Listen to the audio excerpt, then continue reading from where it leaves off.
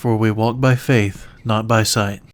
Hey guys, John with Cheap Old Cars and Corners. So I need to tell you the story of trying to fix Blueberry, my Mach 1. It had a radiator hose, the one that goes from the bottom of the coolant crossover that's up on the intake manifold, down, I guess it hooks into the heads, but it runs down to the thermostat. That had rubbed on the harmonic balancer just a little bit, and over time I didn't know it was rubbing. I would have, if I knew it was rubbing, I would have taken the hose, loosened it, and twisted it to have some tension to stay back away from the harmonic balancer. Didn't know until all of a sudden I'm smelling some coolant, and I'm like, what the heck's going on? And it was all spraying out down low, so it wasn't like steaming up through the hood or anything. But I'm smelling some coolant. I look at the temp gauge, it's starting to get hot. I'm like, crap, okay.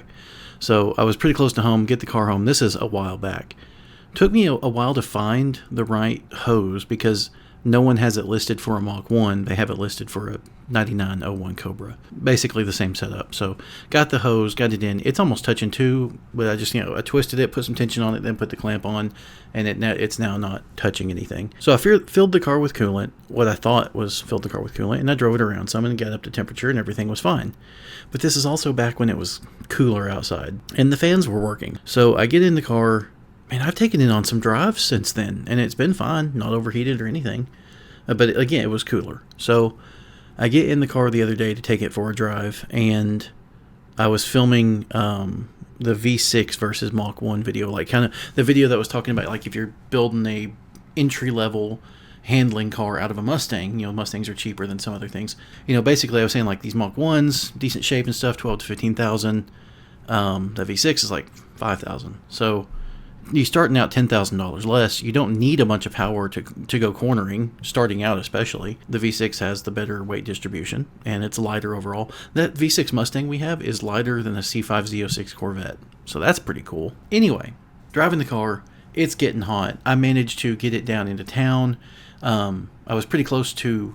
I was out on a back road, but there's a shortcut road that kind of cuts through right down near the high school in town.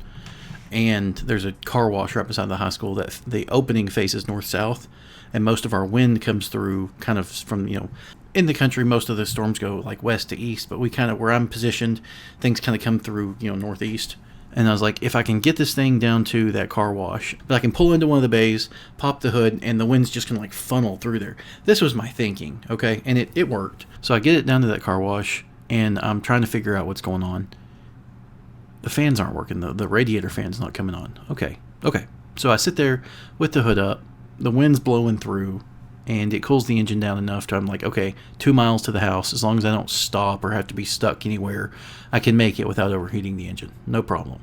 Get the thing to the house. Everything's cool.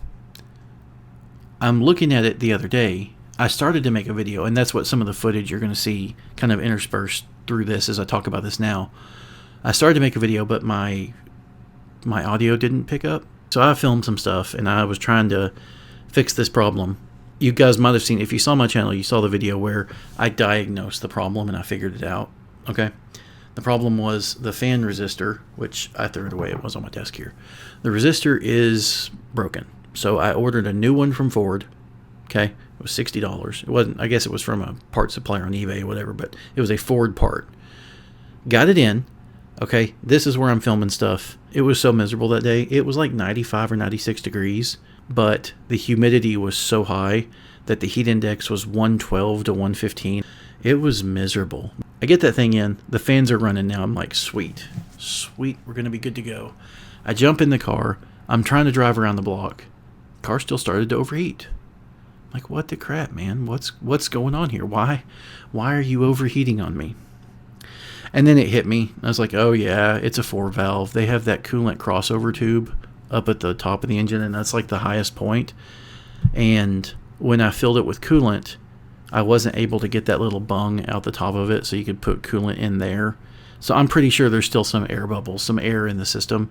And even though I've tried to, put more in the tank and squeeze the tubes and all the things to try to, flush it through, I think there's some air getting caught up there, and that's causing the car to get hot. So I don't know if the fans actually went to high. I know that they were on. I don't know if it had high and low because at this point I'm mixing a Ford resistor with a TYC fan. So I'm hoping that all their values are the same to make the fans work how it should. If not, I'm just going to have to buy an entire new fan. So I go out this morning. Temperature wasn't bad. Humidity's low. I'm like, all right, I'm going to get something done today. And so that coolant crossover has that little, 1/4-inch ratchet acceptor, little square in the top of it. So you put a 1/4 inch in there and pop it open. So I go to pop it open and it's not going. So I'm taking it and like I'd put some tension on it and I was like, don't really like that. So then I'm kind of hitting it with my hand and to try to shock it open. Nah, it broke my little 1/4 inch. It was so I had it on a 3/8 drive and then I had a 3/8 to 1/4 inch little adapter guy, and it sheared the end off of that. So that's cool. And I'm looking at that bung on that thing and I can see marks around it like someone has had vice grips on it at some point in time. And I was just like, crap, that thing's probably beyond stupid tight and rusty inside. So it's not going to come off. Thank goodness. Like I'd probably still be trying to do something different, trying to purge the system in other ways or get a vacuum purge thing or something. Late Model Restoration has come out with their coolant crossover for the 96-98 Cobra and then a different one for the 99-01 and 03-04 4-valve cars, not the Terminators. They're really the same pipe, but there's different mounting brackets between 96 through 98, and then 99-01 and 03-04 4-valve naturally aspirated cars have a set. So there's two of them, I guess is what I'm trying to say.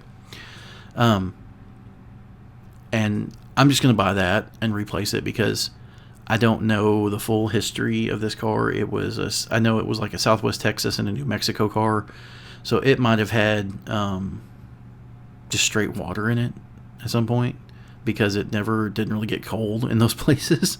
I don't have a clue. People do weird stuff. You should always run coolant and everything because it's got rust inhibitors and stuff in it, but the inside of that tube could be rusty. Now, that part, I'm so happy it's being produced now, but it's like $100. I'm like, crap, I don't want to spend that right now. Anywho, so I'll order that part before long, and then I'll get it on the car, get the system bled really well, get the air conditioner going, get the windows going. Hopefully that'll all be in one video, and then get the car back on the road, get me driving it again, because it needs to be driven. I need to do an alignment on it too. I can do that pretty much myself. Anywho, I'll see you guys in the next one. Hopefully I'll have Blueberry fixed before long.